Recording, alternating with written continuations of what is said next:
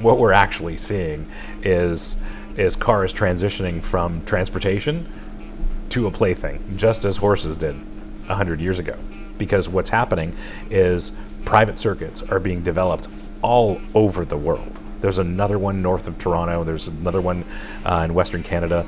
There's several in Canada already, let alone what's happening here in the United States. The question in my mind is, how far are companies like Ferrari and Lamborghini going to be able to continue with the naturally aspirated V10s, V12s?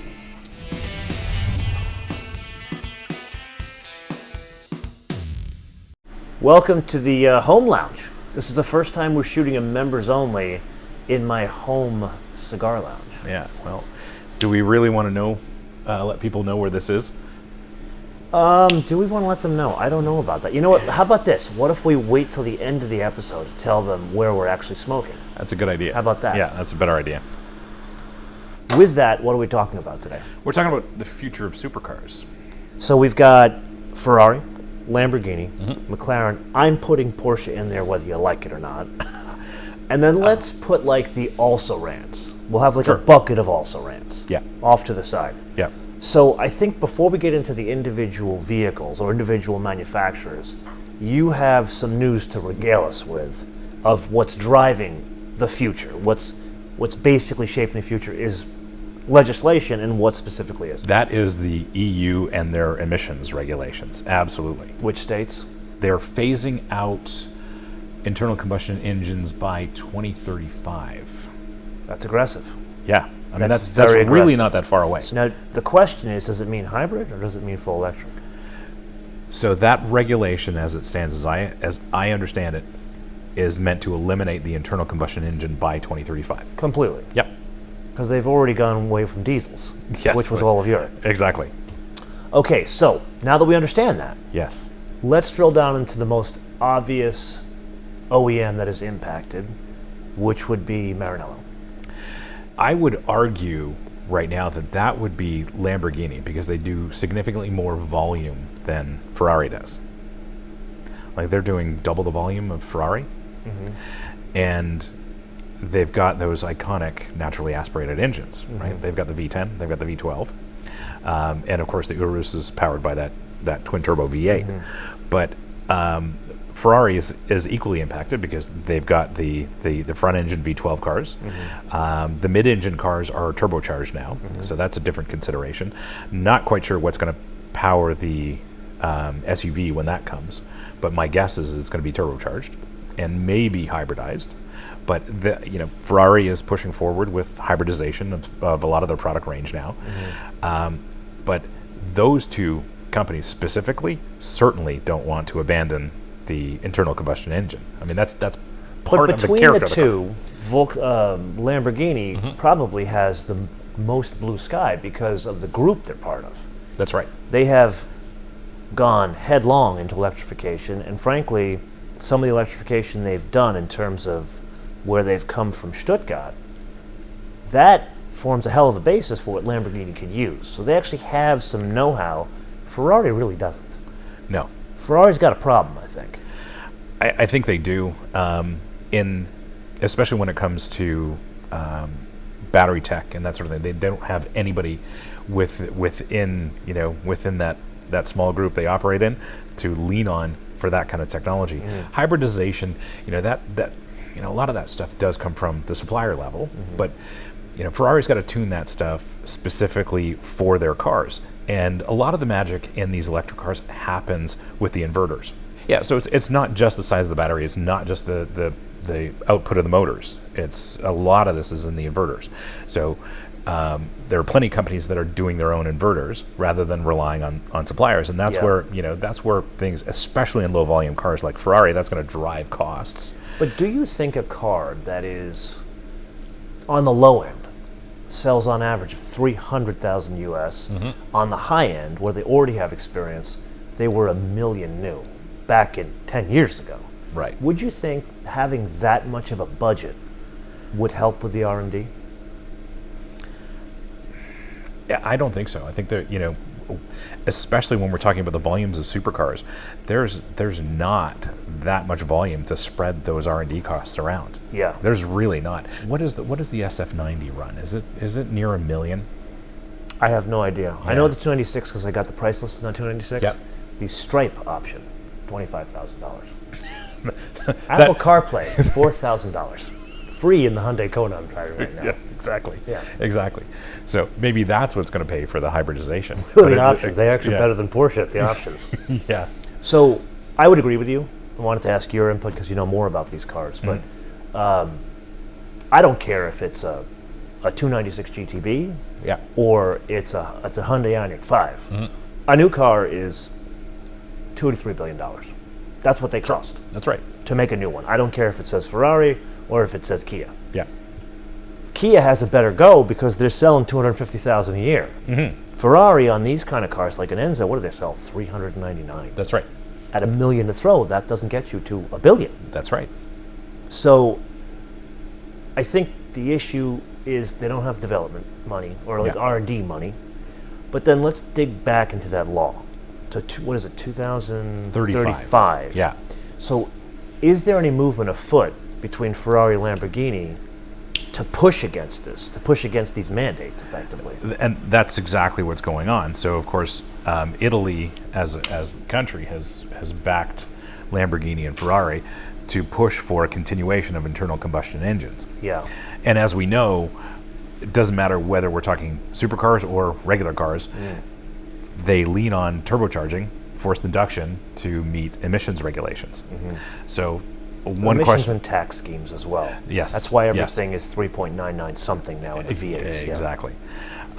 So the question in my mind is how far are companies like Ferrari and Lamborghini going to be able to continue with the naturally aspirated V10s, V12s? Couple of things there. Number one, piece of investment advice, which I am following. Highly suggest you buy all the naturally aspirated cars you could buy because they're going away, definitely. That I don't think is going to change. Yeah. Full stop. And I think that's more of a taxation thing because they're trying to incent you with behavior. Yes. That's why we have taxation in like Southern Europe where they're based. It's all on displacement tax. China has a different type of tax. The U.S. we do CAFE requirements here. Yeah. Anyway, the issue I see is not just Europe. Yeah, they're going to petition the EU and say, hey, can we make these cars? The EU may come back and say, guess what? Because we're so kind in Brussels, we're going to let you make these cars because we're going to tax. What can I say? This tax the shit out of you? Yeah, you can. Okay. Yeah, you can say that. They're going to tax the shit out of Ferrari for doing this, Sure. and whoever buys them. Sure. But here's the big problem, at least I see it. Do you think they're going to be able to sell the damn things in the U.S. market by 2035? I think there are plenty of reasons for that. First, I mean, Ferrari buyers are crazy. They just want the latest and greatest, and it's So does Lamborghini. So does Porsche. a little less so. The Ferrari buyers, that's a different crowd. How so?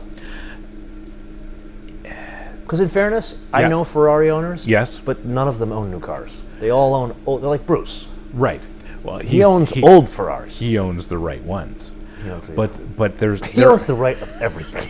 I don't like him because of that. sure does. Yeah. He owns a 2.7 911. He owns Yeah. the two Le Mans winning Corvettes. Yes, The I- Le Mans winning 935. Anyway, Yeah. you can see that episode. It was a great episode. It was He was very the good. behind the scenes. He was the camera. I was hiding behind the camera.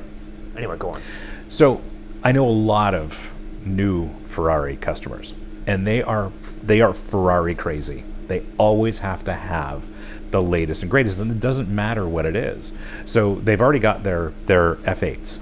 They've had their Pistas. They got to have the F8. Yeah.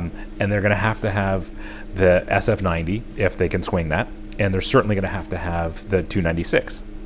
Is it? You're just saying that these people are more FOMO type people? Yeah, absolutely, absolutely. The Porsche folks I know, they'll buy something and keep it. I mean, yeah, they're the people who speculate on the cars, but most Porsche folks, it's in that garage for a long time. Yeah. Here's the other thing with Ferrari owners. I will not name names, but smart people can put two and two together. But there are certain dealers that will nix certain color combinations because it will hurt their resale. So the dealer will suffer on the resale. So if a customer... So you get an allocation, you get an but allocation. you can only get a allocation red or blue. Right. And if you're lucky, you might get white. You know what? I never wanted a Ferrari in my life, but I now want to go in and order like the worst color possible, just to see if I can do it. Yeah, purple and yellow. A little aside, explain to the audience the F8 Tributo 296 GTB swap out. It's a weird thing, and I don't understand the no, I don't think anybody on the outside understands product planning at Ferrari, but F8 is. Do they need to? No. They sell everything they make at over sticker. That's right, which is it's I great for wouldn't the fault brand. them. I'm not a Ferrari guy, but I'll give them that. Yeah, and it's interesting because if we follow. Now I've been a fan of Ferrari since I was a kid. I drove a 308 in high school, so followed all these iterations. Don't cry for me, Argentina. Very fortunate. So it was a lovely car, and then that while I was driving that, it evolved into the 328. Yeah. And then the 328 was replaced with the 348, which properly evolved to the 355. Yeah. 355 discontinued, all new platform with the 360, that iterated to the 430, which is arguably Magnificent. the We have best. one in the hangar with a stick. It is Yep. magnificent. Yeah, they're lovely. On a track, though, the 488 was something else. The 488 is I a hate to mega admit this, car. and don't tell Zuffenhausen I said this, but on a track, man, It's a mega car. that is a thing. Yeah. So what I'm trying to do here is establish a pattern. So 430 ends, then we've got the 458, which is all new mid-engine architecture, naturally aspirated V8. Then that morphs into the 488, which is a turbocharged V8 on the same platform. Then, for the first time in this entire timeline of the entry-level mid-engine Ferrari, they've got a third evolution of that platform that started with the 458, which is the F8. And that was introduced... So it's a heavy, heavy refresh. Yes. But it's still based on that 458 architecture, which is... Which, for the avoidance of doubt, ages. you're saying was a different architecture from the 430. Yes. Okay. Yeah. So this is the first time we've got a mid-engine Ferrari that has gone through past a second evolution into a third product. And then what they've done in short order is introduce the 296, which is the new entry-level mid-engine Ferrari, which uses a turbocharged V6, and it's a hybrid. I'm not so mad about the hybrid. I'm mad about the V6. Yeah. Should I be mad about that? I doubt it. I mean, I haven't heard what the thing sounds like, but I'm sure it's going to sound great. And with the gasoline motor and the electric motor, it's going to be a quick thing. So I saw the pricing. It was Okay. very similar to all these cars if you just account for inflation, it was right on where those cars are. Right. I see this is where the future is going on these cars. Yes. Not necessarily a bad thing. I'm not against electrification. I'm against electrification being rammed down our throat by Brussels and Washington. Yes. So do you think a deal A could be carved out with, let's be very honest here, well, I'm not trying to get political with you guys, but a lot of governments are going very left right now.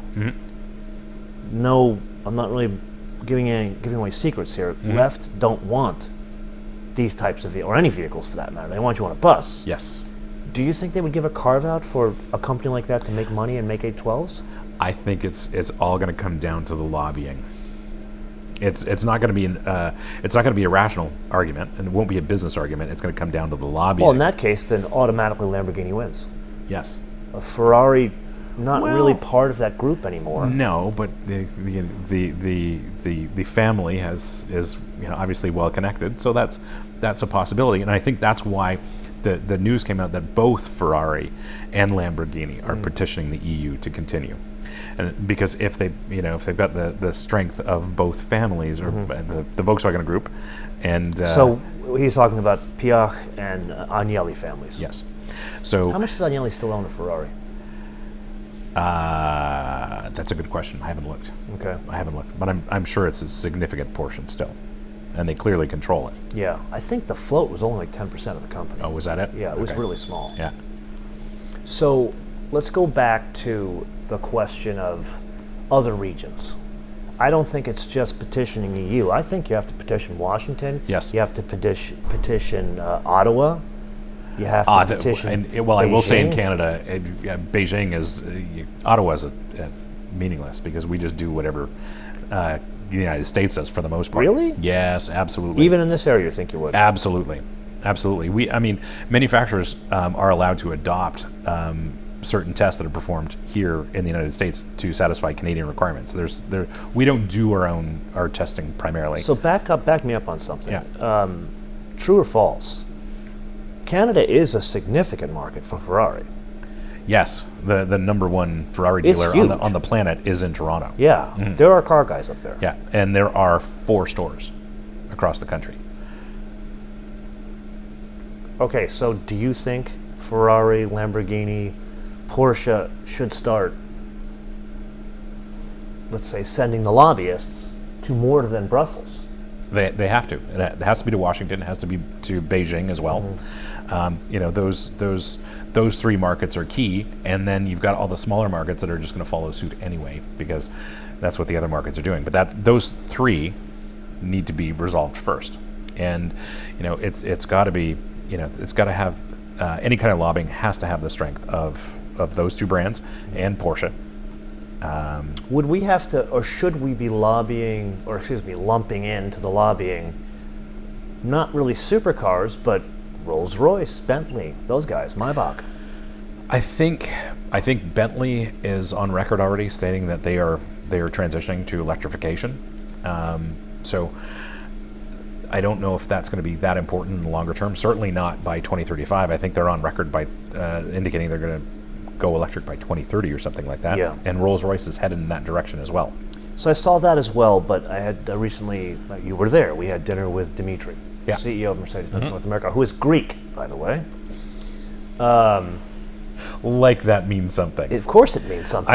I don't think it's entirely inconsequential that he's Greek. He's just an effective leader. He's a very effective He's a leader. very effective He leader. has been CEO of Brazil, Yeah. Korea, and now all of North America, so you too. Yeah. So you have to bow down to him. And by the way, my people have gifted this world democracy, philosophy, and running water. You're welcome. Anyway, my point. There are people who want a 12-cylinder. They weren't going to put a 12-cylinder in the new S-Class. And they ended up putting it in the Maybach because they knew it's a small group of people. We're talking Yes. 500 a year in each country. Right. Meaning Western Europe as a whole and North America as a whole. There's still that group that want that car. Do you think that goes away, and then let's look past 2035. Do you think that there is a future for companies like Ferrari, Lamborghini, and Porsche? Well, Porsche's a bad example. Just Right. Ferrari and Lamborghini, if we were to say that all they could do is sell you a toy that you could use at your private track. Is there a future for companies like that? Without question. Because Really? Without question. Absolutely. Oh, see, I disagree with you. Oh, disagree with you completely. I I think there's a Ferrari, maybe a Lamborghini, yeah. but I think McLaren has a problem. McLaren has a problem, but let me tell you why it's not a problem. What we're actually seeing is cars transitioning from transportation to a plaything, just as horses did 100 years ago. Because what's happening is private circuits are being developed all over the world. There's another one north of Toronto. There's another one in Western Canada. There's several in Canada already, let alone what's happening here in the United States. These private circuits are popping up everywhere. You look at Thermal out in Great Palm track, by Springs. the way. Yeah, I love that place. Okay, but So- let me ask you, how many cars did Ferrari sell last year? I don't know, close to 5,000 units, something like that. Lamborghini sold 7,000. Right. And that was their best year ever. Yeah. If they go to horses, if they become horses, maybe that's 1,000. Sure. That's the way I see it in the future. Sure. How much would those cars have to be? Those cars are. I mean, at today's prices, those are $500,000, $750,000 cars, but they become, different variations on the theme of a track car. You know what? I think this is us looking into the crystal ball. I think we disagree a little bit on this. I think those cars go to $2 million and above in today's money. If you get the volumes down to 1,000, 1,500, and they're just playthings, and there's a market for those, no doubt about it. I just don't know how many of these brands could survive at 1,000 run rate a year. This is and then that brings into question the long-term viability of McLaren, and I like where they're going right now. And then also a company like Lotus with... It broke my heart. Yeah. I feel like Michael Corleone with Fredo. You broke my heart, Fredo. You broke my heart. There's a plane waiting for us after the party. Right. Yeah. So, I think where McLaren is going in the short term is interesting, and then obviously they've got a big business with their low volume specials. But with Artura, that is a completely new car, replacing the 570 and all its variations, but it's a plug-in hybrid. And the 570 and the 570 GT go away. They are gone. Gone and replaced by a plug-in hybrid. Yes. Which is not a bad thing. For the avoidance of doubt, what we're saying with the electrification, I think it's a welcome thing for a car like that. Yes. It's already proven itself, 10 years ago with 918s and P1s and La Ferraris. I get it. Yeah. And now it's getting down to that 300 at the bargain basement of these cars. So with that, I think, why don't you let's go into each silo. Finish with McLaren and let's look at the future of each of them. So this is this Artura is their entry-level supercar, their entry-level product, and it's a V6 plug-in hybrid, still using their carbon fiber tub architecture, and it's that next generation. So they're bringing a lot of tech forward. I've had a presentation on this, and it's tech forward. McLaren loves this guy. I get Porsches before him. He gets McLarens before me. I love their product. To me, I love the way I interface with the car. Their steering wheels are simple. There's nothing on the steering wheel except two paddles. That's it. That's all I want. As a driver, that's what I want, and I love that about McLaren's driver interface. Now, the Artura as a car is going to be an interesting thing because you'll be able to drive on battery only for a short duration. Have they released what kind of range this car would have? That was it's already been 6 months, and originally when I had the presentation, the cars were supposed to be on the ground now, which is December 2021, and I've heard that the cars are not going to be on the ground until spring 2022. So I've heard the same. So I was supposed to drive it in June, right? And now it's Q1 of next year. That's the media cars. Yes. Yeah. So this brings us to 2 points about the obvious points of their future. Number one, the technology we're going to see in the Artura. Would we see that cascade throughout the entire lineup? Not that they have a huge lineup. There's no question, because that is exactly what they're doing with this product. So it's going to have advanced driver assist, the entirely new infotainment architecture. So they'll finally support Apple CarPlay for us iPhone users, which is wonderful because they've never done it before. Are they going to support Android Auto in those? I don't know. Do we care about Android Auto? I don't. But I don't. Many people do in the comments. Yes, they do. I'm sorry, but I don't know what Android is. Yeah, that's a good thing. So then the second question, I think this is the bigger question about McLaren. From what I understand, they are on the block. Yes. Do you think they survive? I think they will survive. I think the brand is too strong simply because of that heritage, Formula One and other forms of racing. I think and here's why. It will survive on the basis of a benefactor. So like a Lotus. Like what Geely's done with Lotus. So do you think they can hobble along as a racing company and then an engineering outfit that offers work for hire engineering and then sell 1 or 2 cars every, say, 5 years? That's an option. I mean, racing's not going to stop. There's no question about that. Yeah. So that's going to continue, and McLaren is arguably the number 2 brand mark in Formula One. So I don't think that's going away. But if they're going to survive as a road car company, they will. It's a formidable foe. Don't get me wrong. I'm just not excited about them. Like, I respect their cars. I think they're magnificent to drive. Yeah. They don't stir anything in me. I do not get excited about a McLaren. I get excited about Porsches. I even get excited about Ferraris and Lamborghinis, and I'm not that kind of a person. Really? Oh, I love McLarens, and I love that 765. Yeah. Just because it challenged me. Yeah. That's it. He got to drive it. I didn't. Screw you. It was so good. Okay, so what do you want to go to next? Ferrari or Lamborghini? Ferrari. Okay. Tell us what the future product holds there. The car the vehicle that they said they would never build, which is an SUV. I'm so disappointed. And I mean, the mules do not, the shapes of these mules that I've seen, they do not look attractive. It's funny to me that the only one that's really, really knocked it out of the park has been the Lamborghini. Yes. Bentley has done well in its first year or two, but the Lamborghini, it has just rocked. Have you tried? You did drive the Urus. Oh God, yeah. Yeah, Mhm, yeah. That brought it here, as a matter of fact. Guys at this lounge, they were all over it like a cheap suit. Yeah, Yeah. And I mean, styling aside, it is the most satisfying high performance SUV you can drive. It is remarkable. It bests every other performance it is. SUV. Even I will go back and look at both our respective episodes. Mine was prettier than yours, by the way. You had a Not horrible true. color. You put silver with I had green silver interior. with green, It was and the I had worst I had color bad weather. Oh, Yeah. And I had better options than you.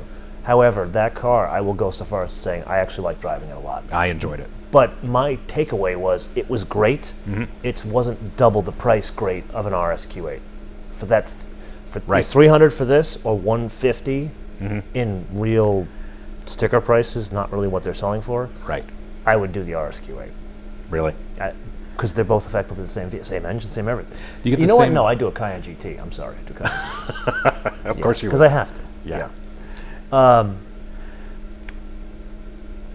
Anything? Where's our future? Because they're going to do the SUV. We don't know what the engine's going to be in there. Yeah, we don't know what the Probably drivetrain's going to be. turbocharged. It's for sure it's going to be turbocharged because that's going to be a volume product, so it's going to be turbocharged. Do you think they'll go so far as to get electrification right out of the gate in that thing? No. Why not? It's been in development too long, and I think when they originally began working on this, I don't even think electrification was on the table. I agree with you there, but I think very quickly they'll start bringing it into the lineup. I think there'll be a flavor that'll come out Yeah. that will have some electrification. I Yeah, really they're do. going to have to because it's volume, but I don't think it's going to be there right out of the gate. And then we've got the 296 GTB, which we've seen. We know the specs. We know all Yep. about it. And then they're going to have the variants of that. So there will be the Spider, and then a higher performance version. What's the setup? Where are the motors, and how does it work? 296 is not like the SF90 with electric motors at the front axle.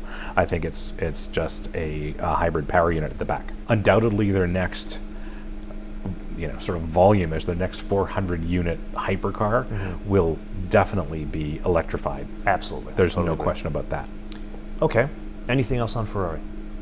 No. Lamborghini. Where's that going? What's future product? So they have already stated that the replacement for Aventador will have a naturally aspirated V12. Thank you very much. Oh, grazie. Grazie mille.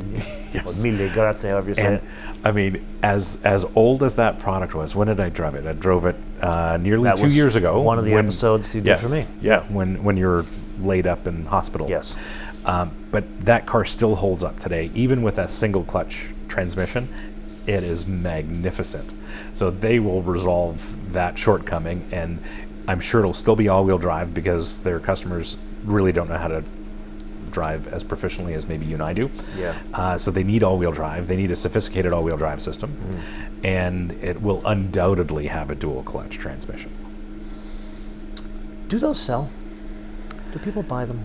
They do, and what Lamborghini started to do a few years ago was they took a page out of Ferrari's book, and you had to have a Lamborghini in your garage already before you could purchase an Aventador, a new Aventador. Really? Yes, There are that many people that want those things? yes.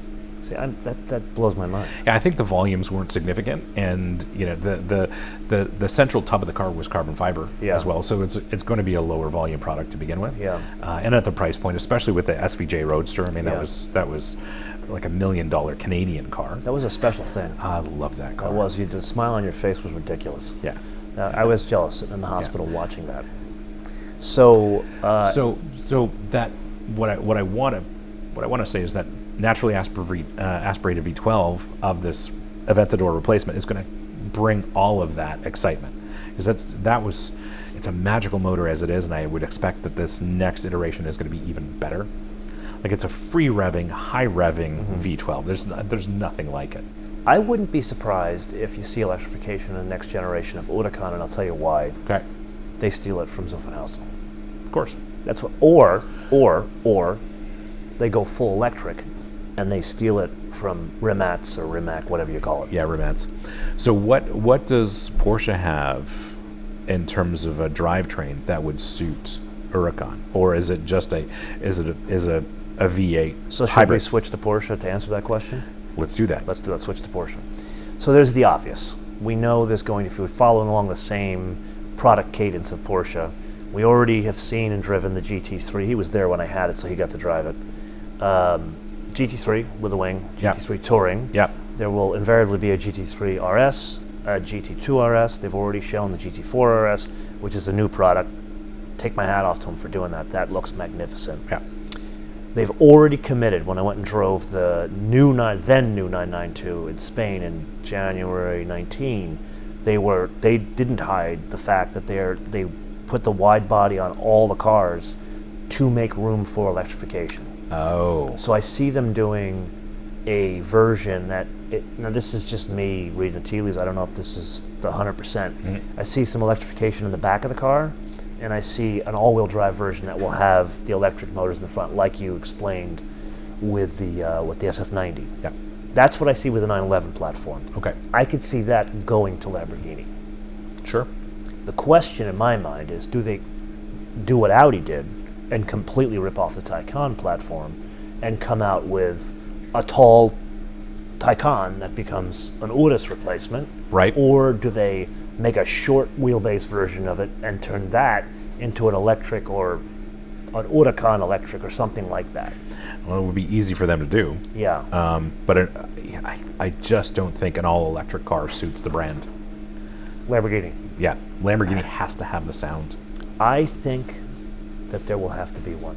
I think it's one of those, it's going to be one of those pay-to-play for Brussels, Washington, Beijing. Right. Tell you what, let me have the 12-cylinder, Yeah. and I'll give you electrification on the 10 cylinders, or I'll cut the 10 cylinders to something else. I think it's going to be the art of the negotiation, the art of what's possible. Yeah. Further down to the Porsche road, they have not confirmed this. I have moles in the company. One of them right now is in a certain place in a very warm area of the globe right now, testing an all-new vehicle. And I would put money that is the successor to the 918. Because if you look at the cadence of this, Yes. we're about that time where we're going to get that. That's right. The Porsche's due for that next hypercar. So I think that's going to be a 918S car. Do I think that's going to be 100% electric? I do not think so. I do see the advent of a fully electric sports car Porsche. They've already invested too much. Yes. I think it's going to take a lot from the Taycan. Who knows? Maybe that's a 928. How cool would that be? It would be badass. I also see them going in another direction, doing full electrification of a Boxster Cayman before they do a full electrification of a 911. Oh, for sure. The 911, they have too much to lose. Yes. I think what they would want to do is test it out in the Boxster Cayman market, see how it works there, and then they bring it to 911. That's if I was the emperor of Porsche, I would do that, simply because they have too much heritage in the 911. Well, the 911 is It is Porsche. It is the foundation of the brand now. Absolutely. And that has to continue. Yeah. Shall we move on to the also-rans? Yeah, let's do that. Which one do you want to start with? Well, we touched on Lotus. Okay. So Broke my heart. I'm done. I mean, everybody knows. I used to be the biggest Lotus guy on the planet. Yeah. Now I couldn't be bothered. The funny thing is, I had never driven a modern Lotus until this year, and got to try one of the last Evora GTs. Who gave you a lot of crap for that? You did. Yes. Yeah. What'd you think of it? I loved driving it. Yeah. Yeah. So where do you see them going? Well, we know the replacement's coming, and it's going to have the supercharged Toyota V6 Or the AMG? or the AMG 2-liter. Yeah. But in the Evora, that Toyota V6 with the supercharger sounds appropriate for the car. It almost sounds exotic. Terrible transmission. Yeah, I enjoyed it. Yeah. I enjoyed it. But the new car, what is it? What is the name of the new car? There's like the Avija or Amiga or something like that. I can't even So they've remember already now. announced they're going to have an Esprit type of car, Yeah. and then they're going to have this replacement to the Evora Evora, replacement. which is a gasoline car. Yes. So what they're doing is they're saying that's going to be the gas car, and the replacement to the Esprit is going to be the EV. Okay. And the way I see them going, especially when you consider who owns them, Yes. and what one of their cousins is already doing, Yes. I see them going EV, all EV, Sure. like by 2025. I see them very quick. The question is, who's going to buy it? The Lotus brand has so much heritage. There's, I think, as a business unit, there's value in Lotus doing consulting with all of the other products under the family umbrella. Polestar is very Swedish right now, so they're doing their suspension stuff related to, based on around Öhlins dampers, which are something they've been doing for a long time, and that's something that Lotus doesn't do. So what the Evora had, Bilsteins that were tuned to their spec. So there's some value in Lotus looking after the dynamics of the other marks under the umbrella, and I'm not quite sure where Polestar is going to go. But now that Polestar is a thing, and there are 2 new products coming out in the next 2 years, there's a lot of technology there that they've invested in that could easily be transferred to Lotus. So you're saying we got a bit of runway. A little bit. Okay, so I see you there. Okay. I raise you. Okay. The big problem they have is if you've got 200 grand to spend on a car, Right. are you going to buy a Lotus or are you going to buy a Porsche? And that's the trouble with the NSX now, isn't it? Which brings us to the next also ran, Yes. which frankly is not even running anymore. So they've got the one last car that they said they're going to do the Type S. Yes. My question to you is, are they going to say in 3 years, all electric NSX? Is that a possibility? Not in 3 years. I think given where Honda and the Acura brand are right now, Yeah. I think that's going to be maybe 5 or 8 years before they do that. But it will have to be all electric. Okay. I'm going to throw a curveball at you. Ooh. I'm going to put this in the also ran bucket. Lexus. Uh-huh. Do you see them doing something, maybe something above an LC, maybe not quite an LFA, Yeah. all electric? Sure. Why? Well, they need that halo car. See, I would agree. Yeah. I think they do, and here's why I think it's a reality, and you probably won't agree with me. Okay. Toyota has, okay, let me actually present this a different way. Okay. If you were to look at all the car manufacturers, how much money they got in the bank, got in their emergency fund. I'm a Dave Ramsey guy, so let's talk Yes. emergency funds. Yes. General Motors has something like 10 to 15 billion. Volkswagen Group has something like 25 billion. Yes. Toyota has 50 billion with a B Sure. in the bank. Yes. If they want to make golf carts, they can do it. I think they do it for no other reason because they can. I think they should. Am I wrong? No. And they can make a business case out of it, no question.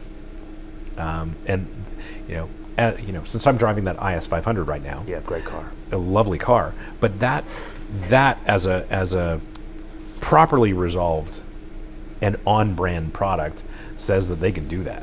Yeah.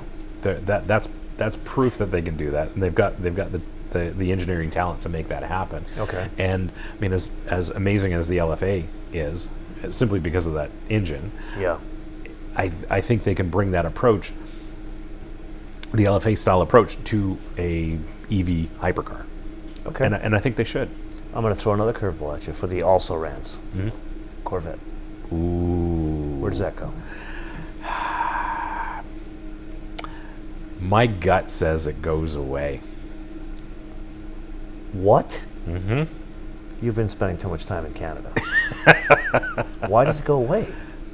What are they going to do? What are they going to do with Corvette after Z06 and ZR1? I see ZR1 as a Z06 ass end with electric motors in the front. That's what I see that car as. That would be the next generation product. No, I see they put it on C8, and the next generation product is the same cadence: gas, Z06, Yeah. ZR1, and then I see a Corvette in C9 I see a full electric Corvette, and not only, I'd go so far as saying maybe you don't see a Z06 and a ZR1.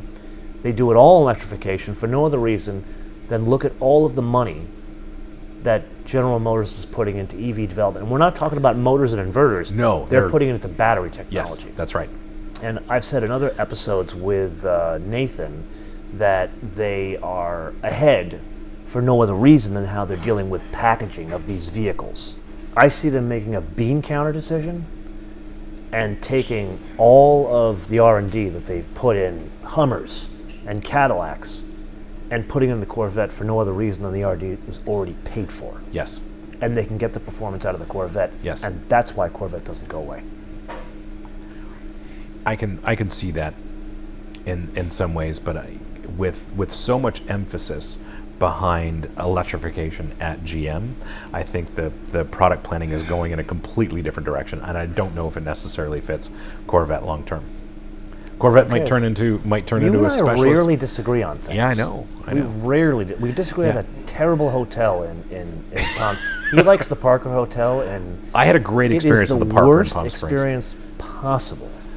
Maybe they realized you're Greek and said, we're going It to is give this guy it a is crappy like room. a nightmare from Liberace. Oh. It's horrible. Anyway, I loved it. Anyway, we're going to disagree on We're this. going to disagree on Corvette for sure, and another reason why is because Al Oppenheiser was pulled from GM Performance Yep. and put on electrics. Now, Backs up what I'm saying. which is a good thing, because when GM does something right, they really do it right. Like they can, man. They absolutely can. knock it out of the park, and that's what I respect about GM. But where does that leave the talent to support further Corvette development? See, I look at it differently. I look at it that they are embracing the roller skate ideology, and they're trying to adapt it to many different platforms. Will it work is a different story. Yes. But this is the way I see the bean counters moving in the future. Now let's do something different. Let's do the lightning round. Okay. Got to be quick on this one. All right. Maserati, Dead. Alfa Romeo. Deader. I agree with you on that. Actually, Maserati's more deader, if that's a term. Deader. We just learned of a new term. Okay, curveball, Ford. In a supercar kind of thing. Not Mustangs. Pure EV. But are we going to get like an EV GT? No. Yeah, I would agree with you. Yeah. Okay. Yeah. Okay, so there you have it. We have just spelled out what we think is the future of supercars. Now, we have been known to be wrong in the past. Yes. Frequently. So this is the point of the episode where we turn this around to the audience. Yeah. So they can weigh in the comments below. And I think this is going to be a good discussion. I think so. Not only is it going to be a good discussion because you guys are going to weigh in and probably disagree with us vehemently on a lot of stuff, and you're going to throw in some stuff we may have forgotten, but Brian is very good about weighing in the comments. Yes. So I'd ask you to come in and kind of moderate the comments here, because he's really the repository of knowledge in this area for the MotoMan group. I am the repository of knowledge for Porsches, but when it comes to Ferraris and Lamborghinis, you're the guy I go to for information, especially McLarens. Yeah, and McLaren's, yeah. So weigh in the comments below. Let us know what you think the future is, or maybe did we miss a completely different direction? It's here? possible. Yeah. Very possible. And this is also the point of the episode where I would ask them to not only subscribe, Yes. notifications, because Yes. the algorithm is horrific for both of us, Yes. but also click like Yes, always. and share these episodes with your friends on your socials, Especially on Reddit. especially on Reddit. That's a big one for us. Yeah. Anything else you want to share? How can we find you?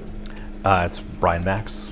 The link will be in the comments. The link will definitely be in the comments. And that's on every platform. It's MAKSE, so pick your favorite social platform. I'm there. Okay. And should we tell them what we're smoking? Yeah, we have to tell them. Probably should. Yes. So we are smoking at Cigars and More, Yeah. And which is in El Segundo, California. It's a Very- lovely lounge. it is lovely, and it's conveniently located not far from LAX, Yeah, which is it's great for me as someone who Spitting flies distance, in. yes. Yes. So a huge thank you to Marco, Michelle, and George, who are the proprietors of this establishment, Yeah. and who have listened to me badger them horribly about getting Timeless cigars, And which is an offshoot of Nat Sherman, And- which is from what city? no idea. You're a horrific Canadian. New York City. So until we see you in the next episode, he will be doing a couple more with us from this location. Bis später.